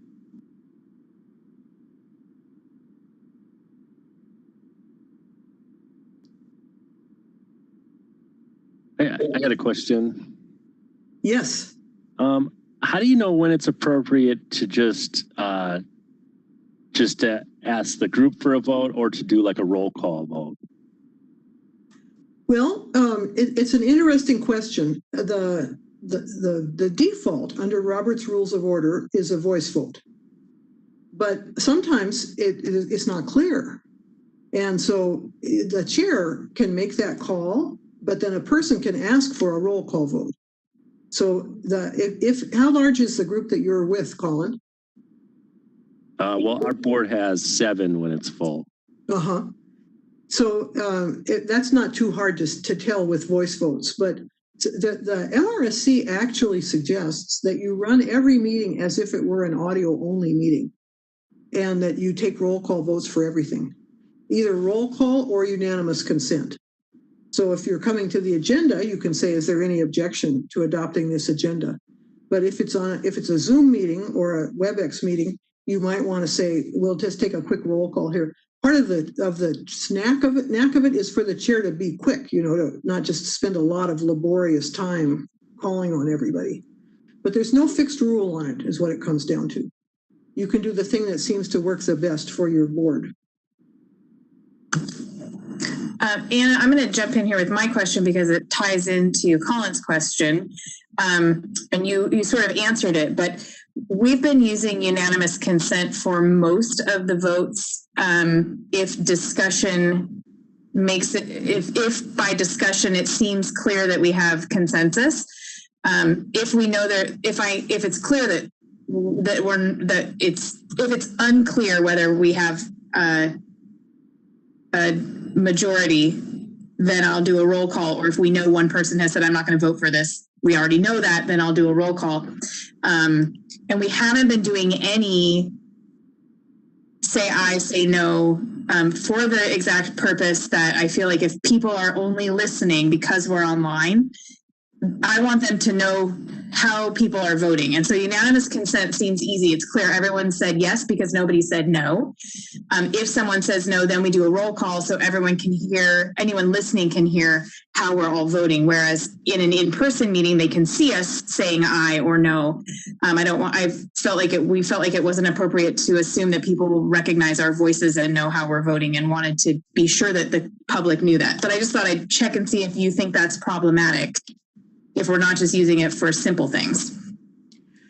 Well, ordinarily, we don't recommend it for more complex matters, but I think in these Zoom times, it's okay. It's okay to use unanimous consent for major issues, provided it's really very, very clear that everybody is in favor. And it certainly does speed things up, you know. So, and one thing I really hate is when it's a voice vote and then the clerk is supposed to record who voted how. You know, that's not fair. That's not fair to the clerk. So, okay, any other questions?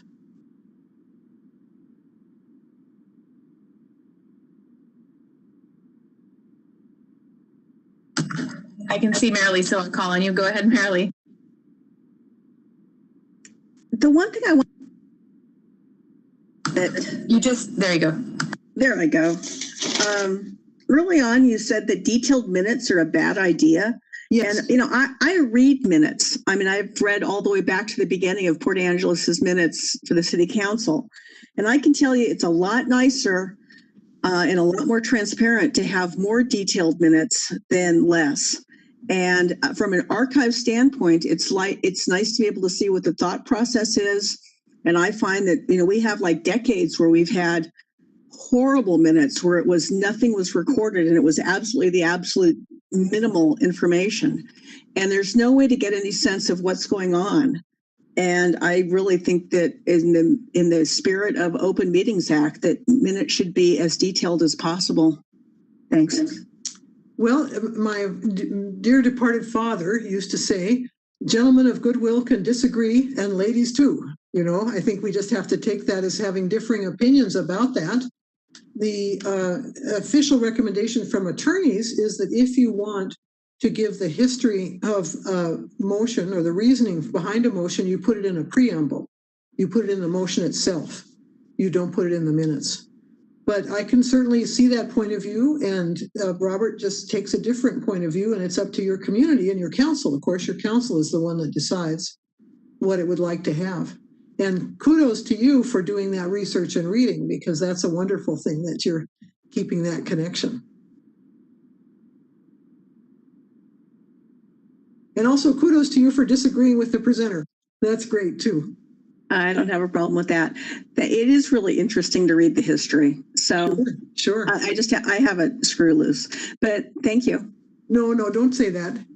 Don't say that. I'm a history buff myself. I've been, I find it's really illuminating to look at the past. Great.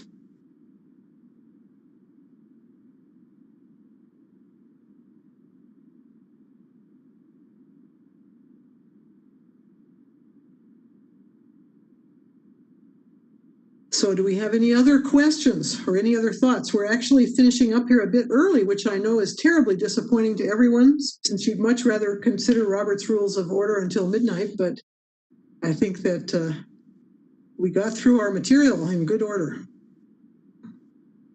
Kelly, do you see anybody else? I don't see anyone else. I was going to just say a quick thank you, and I appreciate your offer to be able to email you if we come up with other parliamentary questions in the meantime. So I think that will be great. This was really helpful to me. If you have other closing remarks, I don't need to jump in yet, but. Well, I do apologize in a way that I'm finishing up early, but we've covered all the material that I thought was relevant and we got through it well.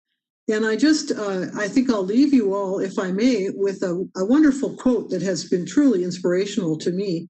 It comes from the Tao Te Ching. It comes from 6 centuries before Christ, and it uses that word Tao, T-A-O, which means the nature or the way of things.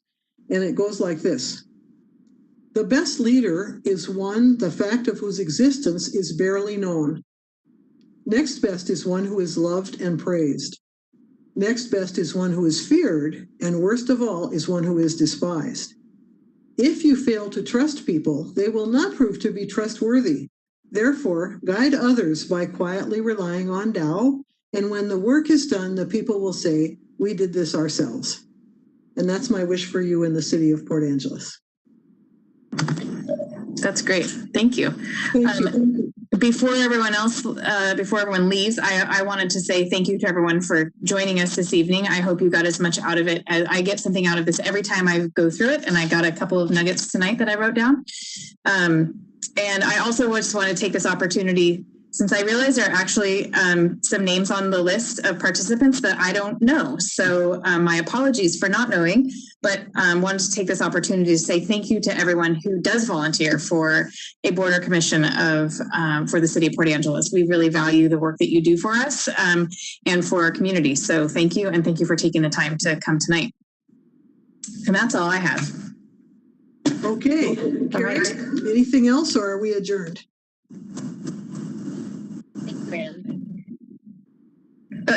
Drew's got his gavel. Nice. Great. Well, thank you very much. Okay. Glad you didn't come and get stuck in snow or anything. Good to be in the comfort of. That's right. Thank you all very much. Have a good night, everyone. Thank you. Good night. Thank you. Thank you. Night.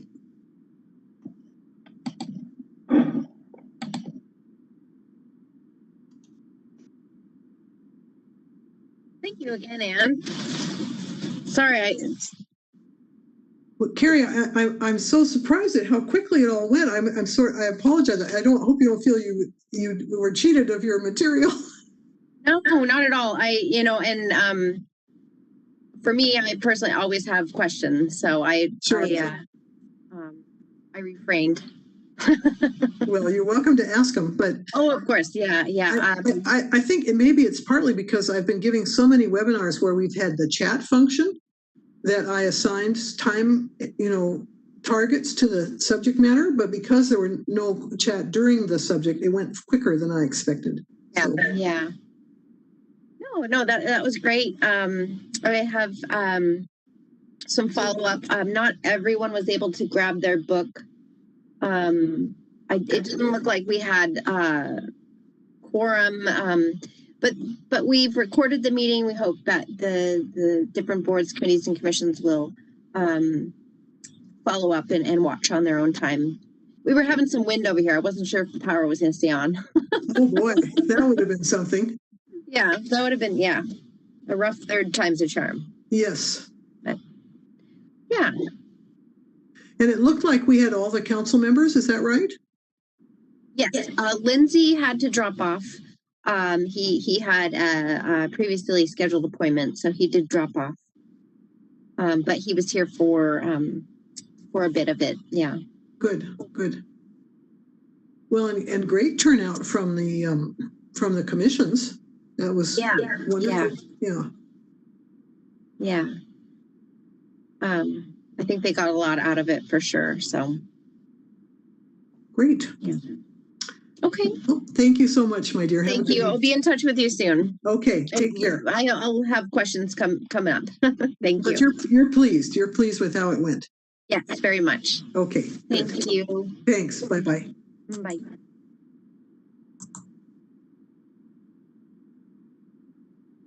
Hey. Hey, sorry, I was